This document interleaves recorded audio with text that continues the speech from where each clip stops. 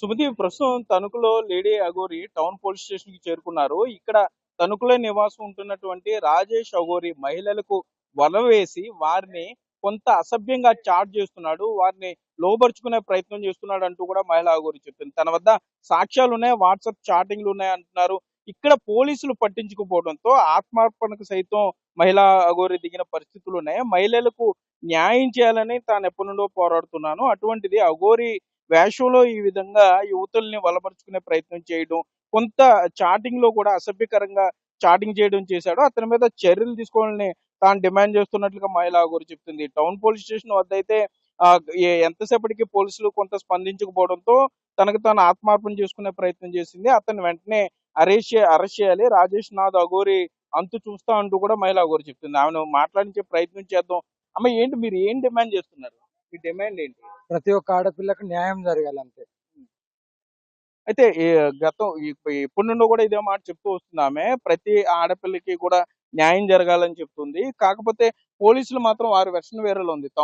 Tanuku town పోలీసులు మాత్రం తమకు ఆ డీటెయిల్ అంటే ఫిర్యాదు రిటర్న్ గా ఫిర్యాదు చేస్తే తప్పకుండా చర్యలు తీసుకుంటామని అయితే పోలీసులు చెప్తున్నారు. అయితే సుమతి రాజేష్ నాథ్ అఘోరికి కాంటాక్ట్ లో వెళ్ళడానికి ప్రయత్నించాం. ఆయన నెంబర్ కి ట్రై చేయడంతో పాటుగా వారి అనుచరులు వారి ఎవరైతే ఉన్నారో వారికి ఫోన్ చేయడం కూడా జరిగింది. అయితే ఎవరు ఫోన్ కాంటాక్ట్ లోకి అయితే రావడం లేదు. మహిళా అఘోరి మాత్రం పోలీసు రిసెప్షన్ లోకి రావడం జరిగింది. తణుకు టౌన్ పోలీస్ స్టేషన్ లో కంప్లైంట్ ఇస్తున్నాను, కంప్లైంట్ రాస్తామని చెప్పి ఆవిడైతే చెప్తుంది. మరోపక్క రాజేష్ నాథ్ సంబంధించి అతను మహిళలతో అసభ్యంగా మాట్లాడిన చాట్లు తన వద్ద ఉన్నాయి. సో కన్సర్న్ ఆఫీసర్ వస్తే ఈ వీడియోలు ఇవన్నీ తీసుకొని కంప్లైంట్ చేసి నన్ను ఎందుకు కొట్టిండు అనేది నేను కంప్లైంట్ ఇస్తున్నాను. ఓకేనా?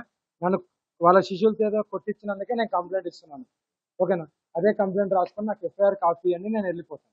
ఇంతకు మించి ఎక్కువ అడగను నేను. ఎవరు కొట్టారమ్మా మిమ్మల్ని? వాళ్ళ శిష్యులే కొట్టారు. ఉదయం జరిగింది అది అంటే ఎప్పుడు కొట్టారు, ఎప్పుడు దాడి చేశారు మీ మీద? 9వ తారీఖు. 9వ తారీఖా? నేను వేరే పనిలో ఉండి శివరాత్రి కదా ఆ బిజీలో ఉన్నాను. ఇప్పుడు ఫ్రీ దొరికింది కాబట్టి ఎప్పుడైతే నేను ఒక వీడియో పెట్టానో, శ్రీశైలం నుండి రాజేష్ నాథ్ గురించి ఒక వీడియో పెట్టానో, ఎంతమంది బాధింపబడ్డారో వాళ్ళందరూ నాకు కాంటాక్ట్ అయ్యారు, ప్రూఫ్లు కూడా ఇచ్చారు. అయ్యే ప్రూఫ్స్ తో నేను ఉన్నాను. అది సో వారు ఏమన్నా ముందుకు వచ్చి కంప్లైంట్ ఏమైనా ఇస్తారంటే వారి వివరాలు గోప్యంగా ఉంచుతాం. గోప్యంగానే ఉంటారు, వస్తారు, కంప్లైంట్ ఇస్తారు, ఫేస్ ఎవరికి చూపెట్టరు, ఊరి పేరు కూడా చెప్పము. వస్తారు, కంప్లైంట్ స్వయంగా నేనే తీసుకొస్తాను, కంప్లైంట్ ఇప్పిస్తాను, వెళ్తాను.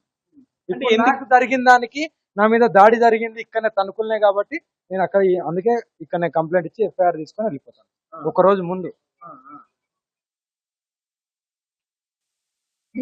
ఏంటి ఇప్పుడు ఆ మహిళల్ని మీతో పాటు ఎందుకు తీసుకురాలేదు? ఆ వీడియోలో అమ్మాయి క్లియర్ గా చెప్తుంది, అఘోరి మాకు చెప్పింది, నాకు ధైర్యం వచ్చింది, నేను చెప్పానని.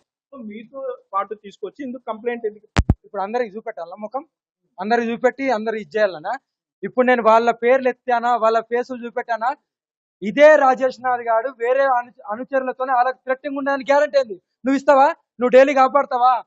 పోలీసులు కాపాడతారా? కాపాడలేడు కదా, మరి నేను కాపాడుకుంటాను. నేను కాపాడుకుంటాను. సరే రేపు ఇప్పుడే నేను వీడియో కాల్ నీకు ఫేస్ చూపెట్టాలా? మరి నీ కెమెరాకి చూపెట్టమంటే చూపెడతా నేను. కాదు కదా, చాలా మంది ఉన్నారు, అందరు బయటకు వస్తారు. ఎవరెవరైతే రాజేష్ నాథ్ చేతుల మీదుగా వాడు ఎవరెవరికి అసభ్య ప్రవర్తన చేసిండో, ఎవరి దగ్గరికి వెళ్ళి డబ్బులు తీసుకున్నాడో వాళ్ళందరూ వస్తారు. బట్ట కట్టారు, అంతవరకే. నా గురువు కాదు. ఆయన ప్లేస్ లో ఏ గురువు తప్పు చేసినా నేను ఇలాగే ఉంటాను. గుడ్డ కట్టడానికి పిలిచాడు, గుడ్డ కట్టించాడు, అయిపోయినాం. అంటే మిమ్మల్ని రిసీవ్ అప్పుడు అప్పుడు స్నేహం ఉండింది కదా మీకు? స్నేహం నాకు ఎవరితో ఎప్పుడు స్నేహం ఉండదు. అప్పుడు మీకు అతను ఏదో కొంచెం మంచిగా చెప్పాడు, ఎట్లా ఉండాలి ఏంటి అనుకోని మీరు ప్రెస్ మీట్ కూడా పెట్టారు. నేను పెట్టానా, వాళ్ళు పెట్టారా? వాళ్ళు పెట్టారు. మరి నన్ను అంటావన్నా? వాళ్ళ క్రేజ్ గురించి ఎవరైనా పెట్టుకోవాలి. సో ఇప్పుడు మీరు కంప్లైంట్ అయితే ఇస్తున్నారా? కంప్లైంట్ ఇస్తాను, ఎఫ్ఐఆర్ లేని ఇక్కడికి వెళ్ళి కదలను. అది అంటే మీకు నా మీద దాడి గురించి నేను కంప్లైంట్ పెడుతున్నాను. రేపు బాధితులను తీసుకొని వచ్చి కంప్లైంట్ పెట్టిస్తాను. ఓకేనా? అది ఇప్పుడు మీరు ఇప్పటికైనా మహిళా సంఘాలు, హిందుత్వ వాదులు అంటున్నారు కదా, ఇలాంటి జరిగినప్పుడు స్పందించండి. ఇలాంటి జరిగిన వాళ్ళని ఇలాంటి చెత్తన వాళ్ళని చితగొట్టండి, రాళ్లతో కొట్టి చంపేయండి. అంటే మాకేం తెలుసు, మీరే వెళ్ళారు కదా ముందు, ఫస్ట్ అసలు స్టార్టింగ్ మీరు వెళ్ళారు కదా, అసలు అతను ఉన్నాడని కూడా తెలియదు. తణుకులో మీరు వెళ్ళేదారు. మాకు మీ తణుకేనా? మా తణుకు అది ఏలూరు. మరి ఏలూరు వాళ్ళకు తణుకు అంటే తణుకులు ఉన్న వాళ్ళకి సగం మందికి తెలియదు అంటే అలాగే ఉంటది. మరి దొంగలు అందరికి తెలియరు. మీరు ఎందుకు వెళ్ళాల్సి వచ్చినప్పుడు? అదే చెప్తున్నా కదా, ఎవరైతే గురువు అనే ముసుగులో ఉన్నాడో బట్ట కడతాం అని నాకు వేరే గురువు చెప్తే ఒకసారి వెళ్ళిరా అమ్మ పిలుస్తుండు అంటే నేను ఇదే వైజాగ్ వెళ్ళాను కదా, వైజాగ్ నుండి ఎలాగో హైదరాబాద్ వెళ్తున్నా కదా అని అదే తోవలగానే వచ్చిన వెంటనే గుడ్డ కట్టాడు, వెళ్ళిపోయినాం అంతవరకే. ఇంకా సో స్నేహం ఏమి లేదు మీకు? స్నేహం గాళ్ళతో, దొంగన కొడుకులతో నాకేం స్నేహం? మీకు చూపించాడు గన్లు? చూపించాడు. ఇప్పుడు నా ముంగట నిలబెట్టు, నేను చంపకపోతే అడుగు. మాయ ఎత్తాడు, దొంగోళ్ళు ఎందుకు ఎత్తారు? సో మీకు ఎప్పుడు తెలుసు యువకుల్ని ఇలా మోసం చేస్తుందని? ఎప్పుడు కాంటాక్ట్ అయ్యారు? నేను మొన్న నన్ను ఒక 1,00,000 అడిగిండు. నన్ను 1,00,000 అడిగితే నేను అన్నాను దేనికి అన్నాను.